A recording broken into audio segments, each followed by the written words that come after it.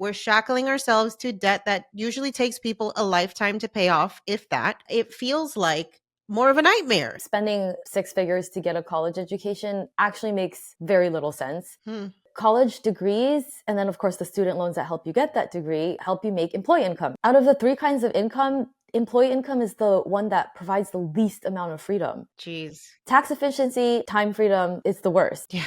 Business income and investment income, you don't need to go to college to learn that. Rose, welcome to the show. I'm really, really excited to talk to you because you have a story that I think is going to blow a lot of people's minds today. And you have a new upcoming book that we're going to talk all about. But first and foremost, welcome to Yo Quiero Dinero. Thank you so much. I'm so excited to be here. Absolutely. All right. So let's get into your backstory. For folks who don't know you, who are not familiar with your work, first tell us a little bit about who you are and what you do. Yeah, so I teach people about personal finance, and I often think that your greatest pain becomes your greatest service to the world. So that's exactly what happened with me. I would say I've always been curious about freedom, and I always had a little bit of a rebel streak in me. But I grew up immigrant, daughter of immigrants, Korean American family, and I was told to go, to school and succeed in America and make your parents proud. And then there's this other side of me that was kind of curious about what else is out there. So Yeah. even though my parents wanted me to go to college and I wanted to go to college, I decided to take a gap year before enrolling.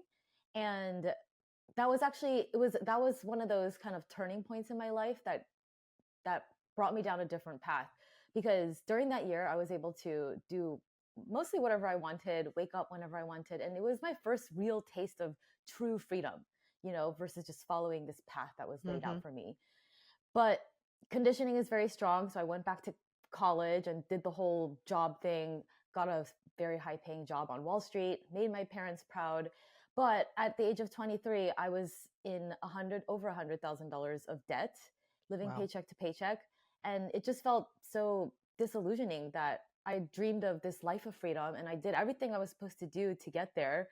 Yet my life was the furthest from freedom. Yeah. And I actually remember my first vacation as a real adult on a real salary. I got my little 2-week vacation approval, and I was sitting on the beach in Cancun, Mexico, because I booked this really cheap resort vacation, put it on my credit card, and I was just sitting on the beach alone, eating this soggy guacamole and thinking like, this is freedom. Like, this sucks. And so that really marks the turning point of when I started looking for a different way. And that's when I realized there is a way to have freedom, just we weren't given the playbook. Mm. Otherwise, how would I have ended up in over six figures of student loan debt and been, one of always the smartest person in the classroom, yet didn't have the freedom that I envisioned? Yeah.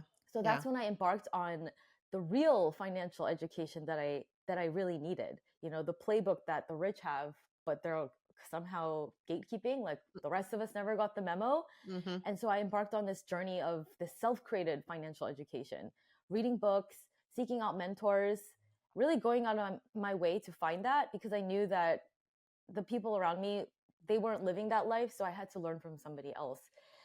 So yeah, just fast forward, a lot of steps along the way, but 7 years later, let me rewind. By the 4-year mark, I was out of debt. I was at the zero mark, and then within 7 years total, I became the first self-made millionaire in my family.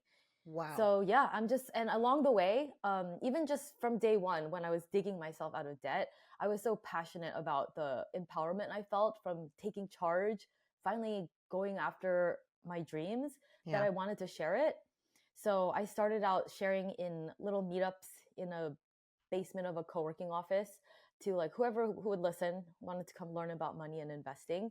That's where it started. And then I decided to go online and start sharing YouTube videos. So yeah, I've been sharing my journey since day one, And and this that's is what I do back, today. you said 7 years ago you started. So what is that, 2018 you started your YouTube channel?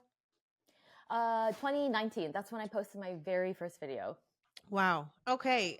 It's crazy because as I'm listening to your story, I feel like you're literally telling my story as a first gen, eldest daughter, went to college, got the fancy six-figure job, like did all the things right and found myself in a quarter life crisis. Like what the fuck did I just do? Yeah. And it's crazy because that is what so many of us are sold as the American dream, right? It is go to school, get the fancy degree, like make your family proud, make a bunch of money. But at the same time, we're shackling ourselves to debt that usually takes people a lifetime to pay off, if that. And it feels like more of a nightmare than a dream. So, what do Totally. you say about that? Like what do you think that especially the impact of like student loan debt has on this generation's version of the American dream? Because I think we have to acknowledge the fact that like previous generations did not have to spend the same amount of money to get a college education that folks nowadays do too. And it almost feels like it's a prison sentence. 100%. I have a couple things to share about that. So, student loans, I feel very strongly about, especially nowadays. I mean, the world has changed since I graduated, even more so. So, nowadays, spending six figures to get a college education actually makes very little sense Hmm, because of the pace that the world is changing, right. and college education doesn't keep up.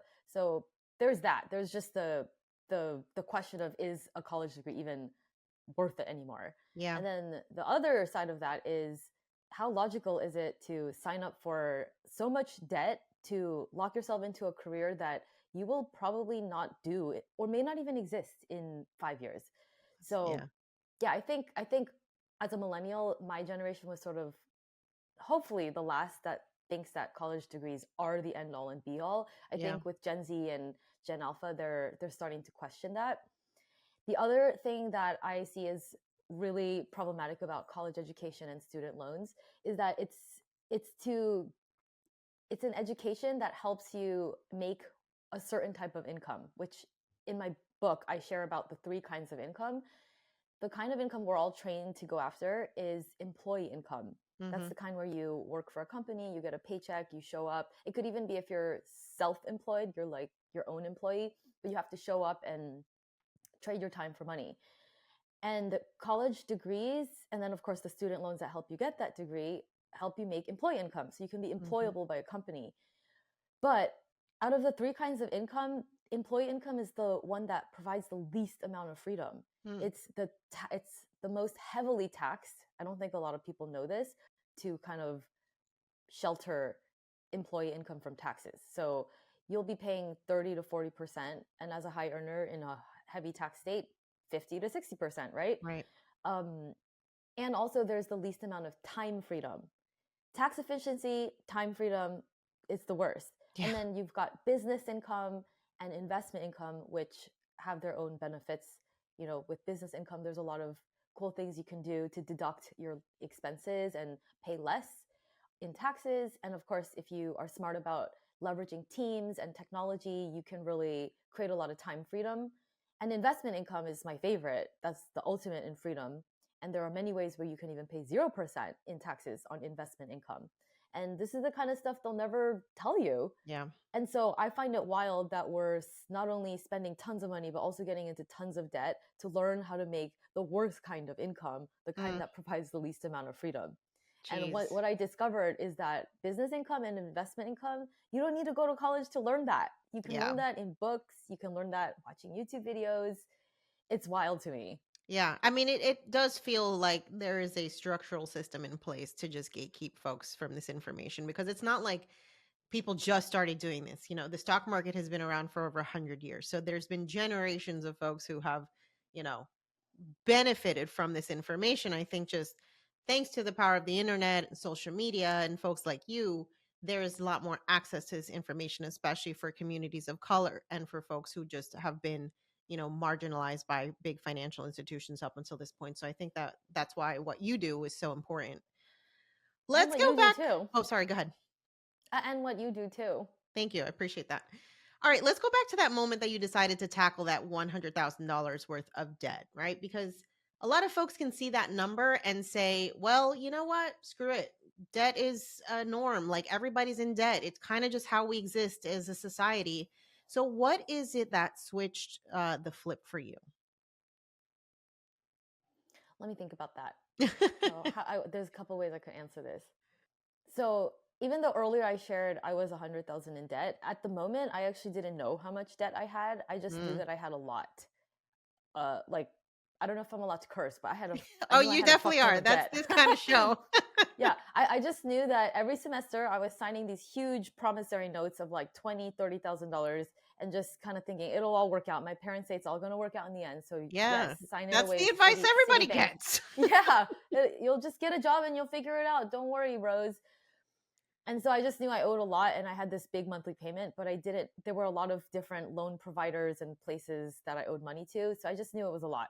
Mm, And there was this sort of blindness and head in the sand approach. And that's why I live paycheck to paycheck, because I would mm, just sort of spend and hope for the best and really only check my bank account when I overdrafted.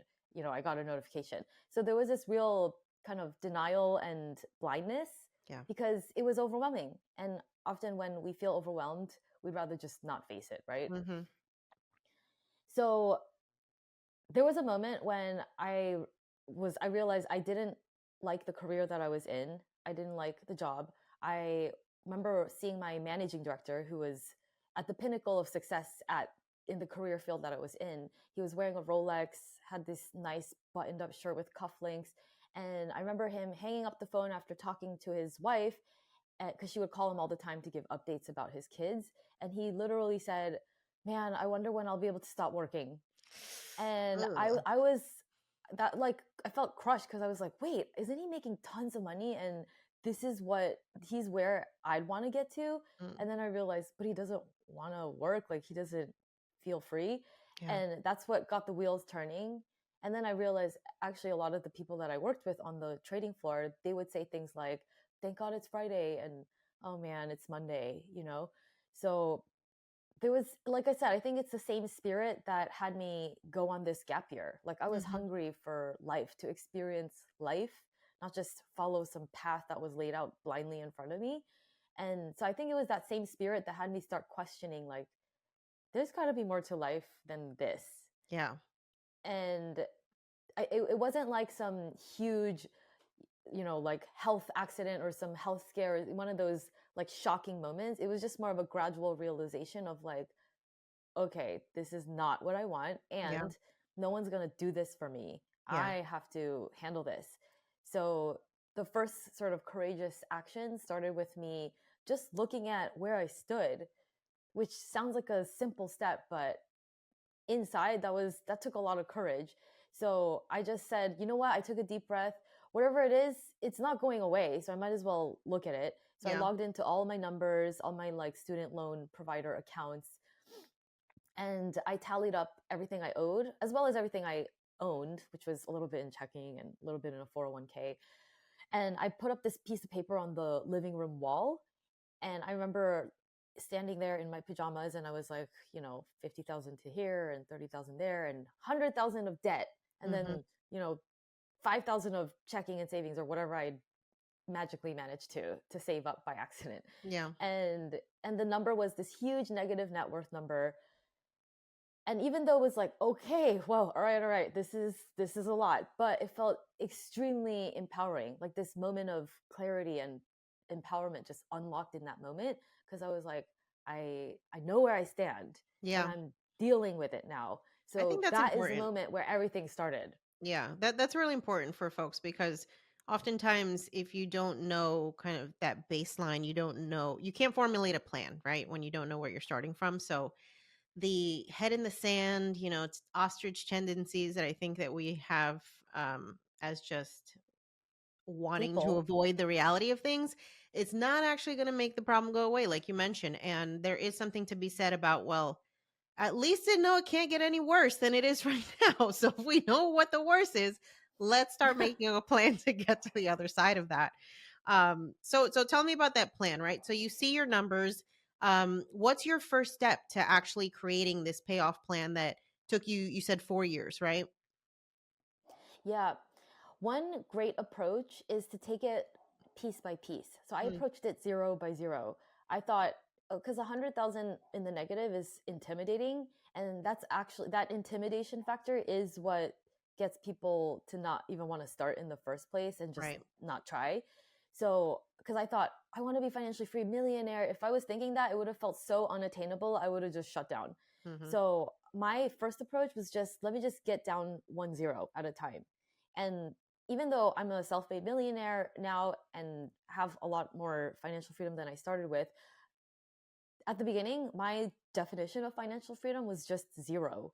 Huh. In fact, it was just like one less zero than I had, from a negative 100,000 to just negative 10,000. Let me just focus all my efforts on just removing that one zero in the negative, and then from there, focus on the next zero and the next. And I think that's how to do it, because you'll see the next mountaintop once you get to the first mountaintop, Mhm. and a couple years later you will look back and it'll blow your mind. Yeah.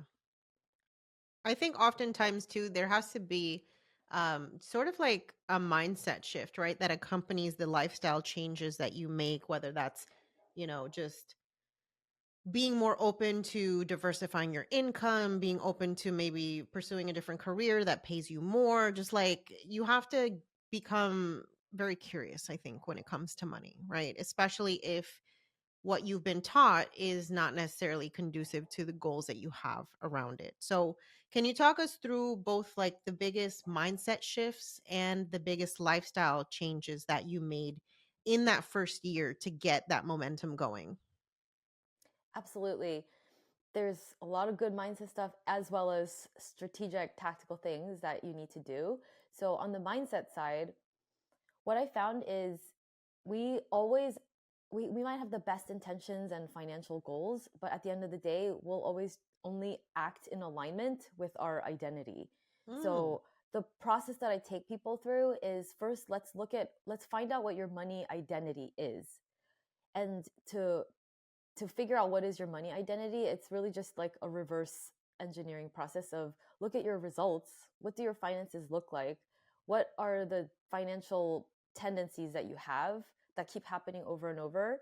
And let's try to reverse engineer from that. Therefore, someone who is always in debt and always ends up paying for things in debt must have the money identity of someone who thinks, I am someone who can only get by with debt, or I'm someone who only uh, sorry, or I'm someone who will always be in debt. And mhm, that was actually the case for me. mm, And when I did this whole reflection exercise, which is really just journaling, and I have a series of prompts that I take people through as well, is looking back at your family history, what your parents told you about money, how they handled money growing up, some formative experiences that you had about money. And for me, I realized my parents had always relied on debt as well, and so that's what I saw them do. And that was the solution that they gave me as well. So I just inherited this money identity of, oh yeah, debt is just how you do things. I'm mhm, just always going to be in debt because that's how life is. And so just that awareness of, oh, I have this money identity, and that's why my finances have all played out the way it's always played out. I right. always end up in credit card debt no matter how much money lands in my bank account, etc.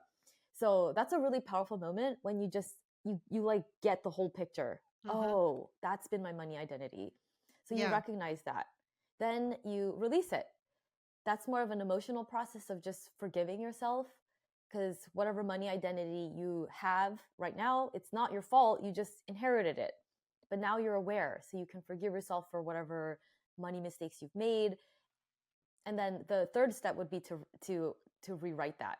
And you can just choose a marginally better money identity. Like, instead of I'm someone who'll always be in debt, it's I'm someone who can learn to pay for things in cash. Mm, That's it. You're mhm. not saying I'm someone who will be rich, just I'm someone who can learn to pay for things in cash. Yeah. And that starts kind of rewiring, and that starts kind of influencing your daily actions. Mhm. So, yes, you always act in alignment with your identity. So, the most high leverage thing you can do is not to jump into the tactics and strategies, which I've got plenty of, but to first start there with the money identity.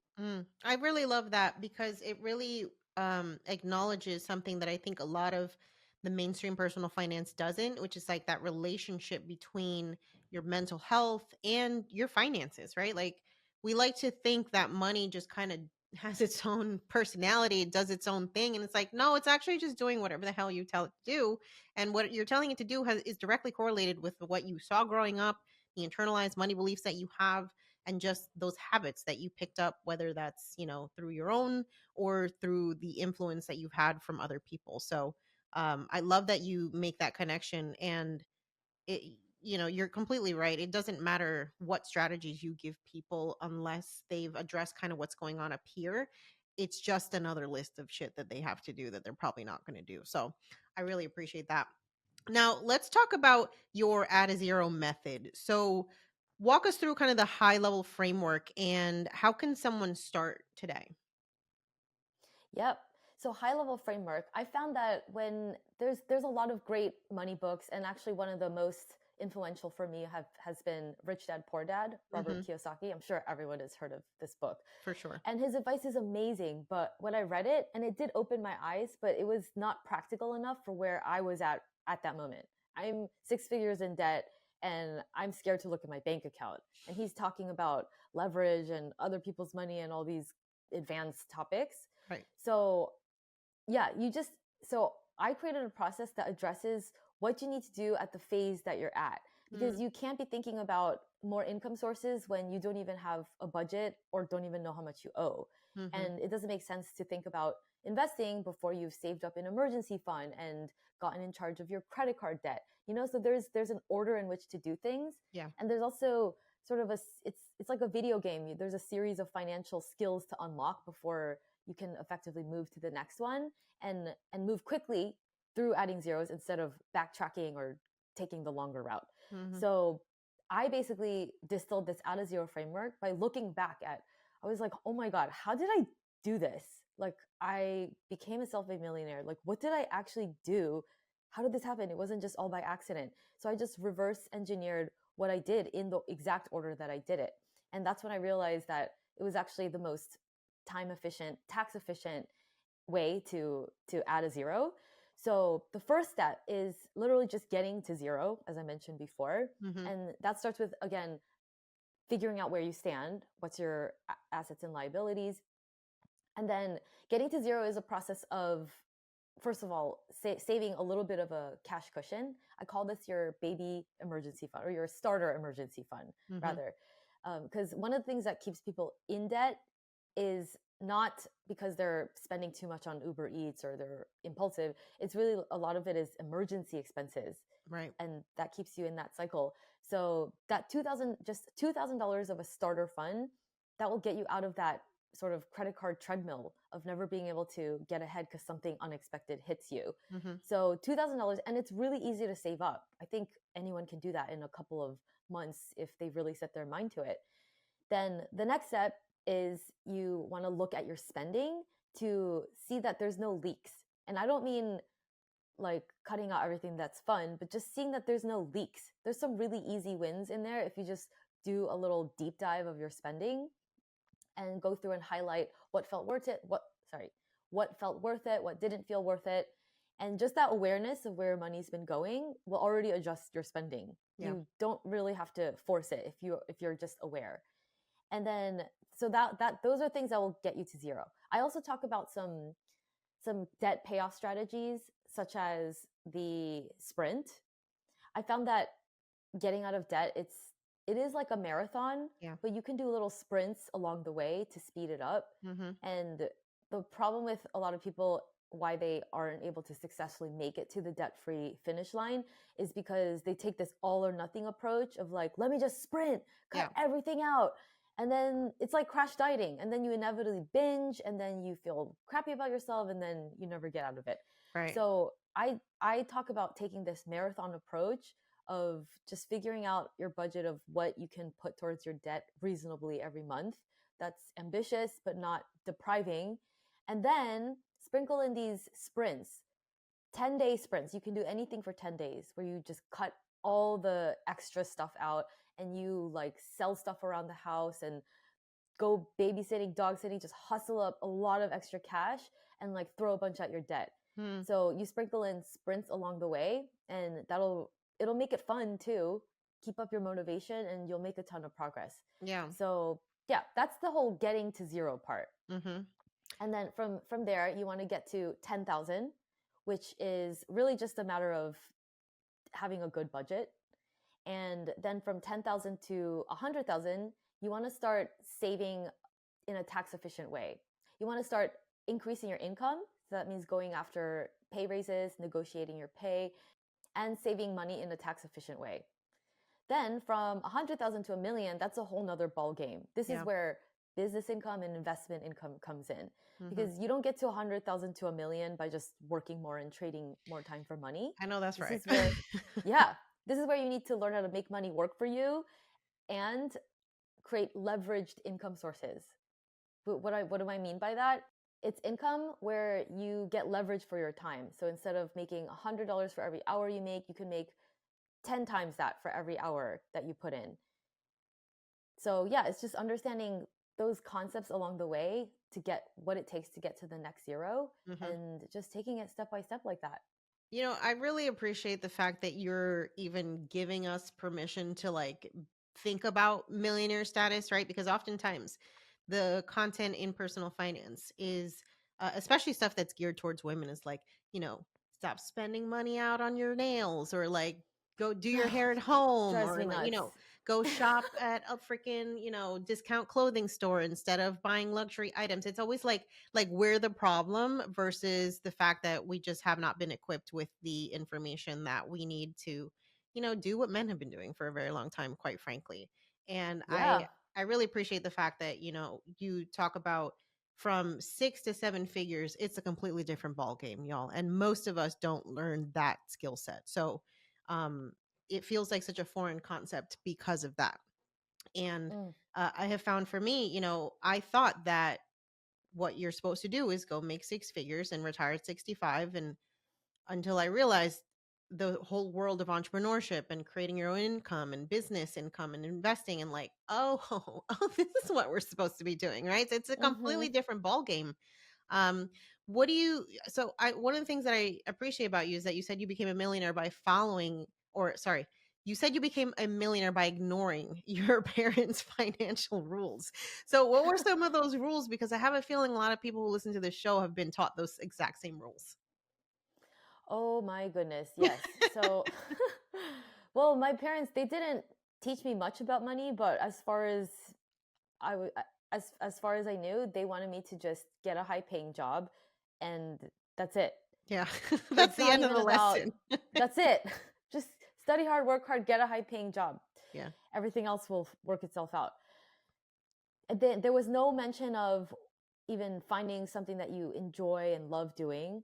There was no mention of then what to do with the money that you make. And there was definitely no mention of investment in business income. Hmm.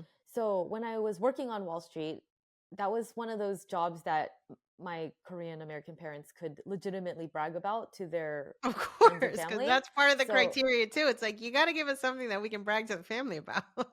absolutely, it wasn't doctor or lawyer. I was like Wall Street. Okay, that'll also do. So they were happy with that.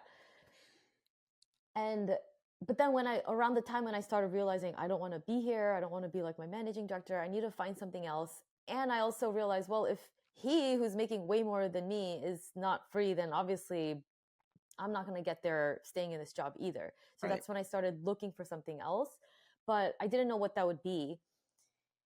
And call me a little crazy, but I'm the type of person that does better when I don't have a backup plan. Hmm. So I just knew that that job wasn't for me. I needed to find something else. Yeah. So once I got my bonus, I had enough in savings to sort of last me some fun employment time, and I quit. And I thought I will find something, whatever it is. I just know that this is not it, so I need to go find it. And I did not tell my parents Oh, because I knew they would worry, yeah. because I don't have an alternative for them. I was embarrassed to tell them that I had no plan. Mm. But and for a couple of years, I actually hopped around different jobs, and I tried real estate. I even did some bookkeeping. I So started this was your my, gap year kind of finding yourself journey. yeah, I think that took about around 4 years. Okay. I would say 5 years until I really found something that I was making money in, which was teaching people about personal finance. Right.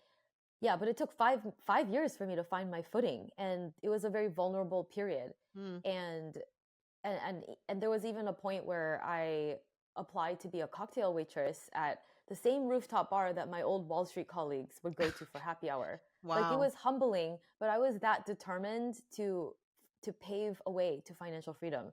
Yeah. I didn't know how. I was just sort of trying a lot of different things, but I just knew following my parents' advice wouldn't get me there. Mm. So I didn't give them too many details so they wouldn't worry, but eventually they realized I quit, and they realized I was doing fine. And then once this YouTube thing started making money, that's when they were like, "Oh, okay, okay, okay. This is good." Now they believe in what I do. Of So yeah, course. sometimes if you are seeking a certain level of success and freedom that no one around you has, you're going to have to be okay being misunderstood, Mm. and sometimes keeping your dreams close to your chest, and being careful about who you share it with, because they might dump on your dreams before they've even had a chance to blossom. Yeah. And it's not because you don't want to share and you're like secretive or you don't trust them, it's just protecting your dreams. Hmm. Yeah. I think that's a really important message because oftentimes when you are the first to be doing any of this stuff, whether it's, investing or starting a business or being a first generation wealth builder in general, a lot of people can just look at you like, what are you doing? You're you're not following the script. And oftentimes it requires us to prioritize what is most valuable to us, right? Because it's our lives at the end of the day. And what may have worked for past generations, I just don't think that that formula works for most of us nowadays. It's a completely different world.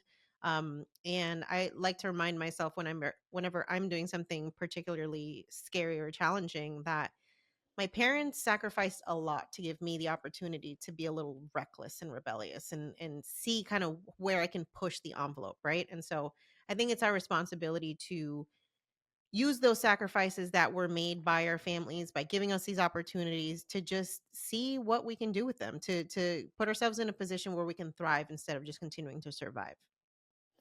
Absolutely. Yeah. Even if it feels scary, just remember that once you get there, everyone you love is going to thank you for it, for being that trailblazer. Mhm. That that realization really crystallized for me the moment I was able to tell my mom that I could pay for her knee surgery in Mm. cash. Mhm. Like I had done the work to become debt free. I was making good money. I was reaching six figures, and I was in a place where I had a lot of surplus. Well, maybe not a ton, but I had way more surplus than I was used to having. Yeah. And yeah, when my dad called me and said, your mom has some issues and it's going to cost this and this and insurance won't cover it, I was able to say, "Don't worry, dad, I can cover it." Mm. That's the type of thing that makes everything worth it. Yeah. That's the true power of wealth. All right. So let's talk about your book, At a Zero. It comes out on September 2nd. What can readers expect from this book? What makes it different from the other personal finance books that are out there? Yes, thank you for asking that. I have read a ton of personal finance books, and I found it sort of interesting that a lot of them are categorized in like different, like a lot of the books are organized in terms of categories like budgeting, saving, debt, investing. Those are the categories of money management that you need to learn, but I wanted to make it super no brainer, step by step. Like, here's what you need to do first to get to zero. There's Hmm. two chapters in there. And then the next part is here's what you need to do to get to 10,000. And there's different aspects of earning, saving, investing, budgeting, kind of all throughout the process. Hmm. But I wanted to make it super step by step, zero by zero, so that it's not overwhelming and you can just follow along based on what zero phase you're at. Hmm. And I really wrote this to be the ultimate playbook for anyone to reach financial freedom, get to their first million, no matter where they're starting from. It's the playbook that I wish I'd had before I got myself into $100,000 of debt, before I started my financial journey. So yeah, I like to think of myself as the really savvy financial bestie who will also kick your ass, but not make you feel ashamed Hmm. for how your finances look right now. Yeah, I love that. I love that vibe. Rose, I'm curious for you, since you've now seen kind of the two versions of success that most of us, either aspire to or just have kind of seen, right? So you've had the traditional education route, good career, nice salary, version of success versus now this financially free version. What have you discovered about yourself in those two different phases? In both versions, I was always really, really ambitious and very much an overachiever. And something I want everyone to hear is money doesn't change you, it just helps you be more of who you are. Hmm. And I found that when I reached a million, I had a really hard time letting myself enjoy that money. Hmm. And that was the same when I was, in the other side of things as an employee and not free. It's like you kind of take all of your personality with you. Like everything doesn't magically transform the moment you have money. Yeah. You're still the same you. So I really had to learn to not base my worth on what I'm achieving Hmm. and allow myself to just breathe and enjoy the money that I Hmm. created. And I'm on that journey now. I think I've made a lot of progress in the last year.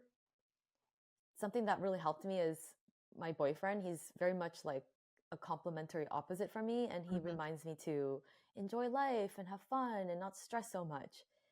So, yeah, I just want everyone to hear that everything doesn't magically change the moment you have money. So you might as well find a way to feel happiness now and enjoy good moments with your loved ones now, because it's not going to change later. Hmm.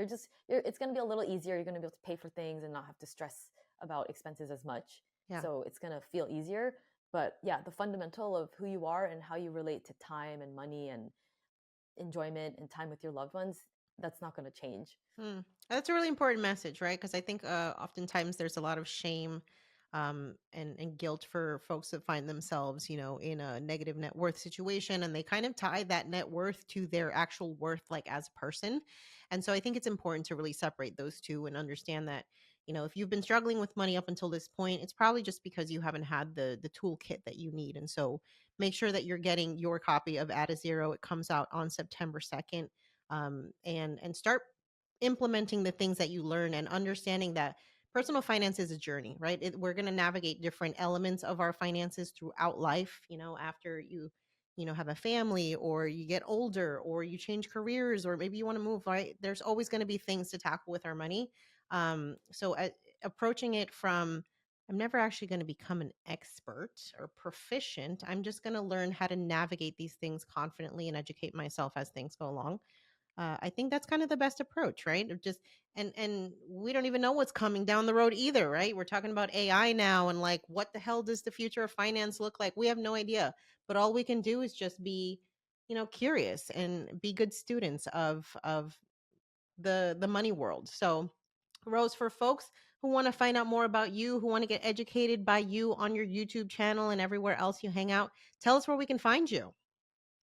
Yeah, so my book is coming out September 2nd, Add a Zero, a step-by-step guide to financial freedom and getting to your first million. And if you go to addazero.com, you can get the book and also get some really cool bonuses. Right now, I'm running a financial freedom series secret podcast. We can get some really cool guest interviews, a bunch of other cool bonuses. So addazero.com. And as for my socials, I'm best on YouTube. You could just type in Rose Han on YouTube, or I'm at It's Rose Han on all social platforms. Awesome. And we'll make sure to link all of those resources in the episode show notes. Again, you can buy your copy of the book at addazero.com. Rose, thank you so much for being here. Really appreciate your time. Good luck with your journey as an author. I love seeing women of color, really taking up space in this very white male dominated industry. It's about damn time we added some flavor and some spice and some sass to the conversation around money. And so I'm so glad that you're here doing that. Thank you for being a guest on the show. Amen to all of that. Yo quiero dinero. Thank you so much.